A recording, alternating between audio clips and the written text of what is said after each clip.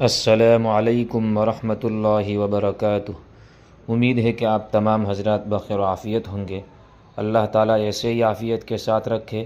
آپ تمام حضرات کی خدمت میں شیخ حنیف صاحب لوہاروی دامت برکاتہم کی بہت قیمتی بات لے کر حاضر ہوا ہوں۔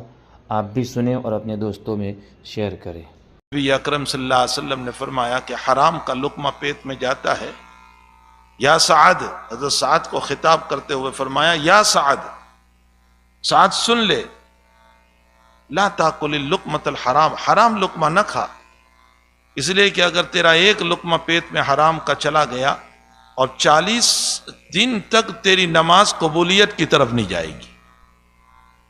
اور اوپر سے آپ صلی اللہ علیہ وسلم فرماتے ہیں کہ اگر مسلسل حرام کے لقمے گئے تو اللہ کے حبیب فرماتے ہیں کہ تیری باڈی لائق ہے کہ جہنم میں داخل کی جائے۔ اس لیے حرام مال سے بہت احتراز۔ اگر ایک بالش زمین لے لی ہے تو اس کے 7 زمینوں کے توق بنا کر کے گلے میں ڈالے جائیں گے، اور بعض روایتوں میں ہے کہ اس کو زمین میں دھسایا جائے گا موت کے بعد، یہ قیامت تک زمین میں دھستا رہے گا یہاں تک کہ 7 زمین کے نیچے پہنچ جائے۔ ایسے ہی مزید ویڈیو دیکھنے کے لیے آپ ہمارے چینل نورانی باتیں کو لائک کریں، سبسکرائب کریں، تاکہ ویڈیو اپلوڈ ہوتے ہی سب سے پہلے نوٹیفیکیشن آپ کو مل جاوے، اور اس ویڈیو کو شیئر کرنا بالکل نہ بھولیں۔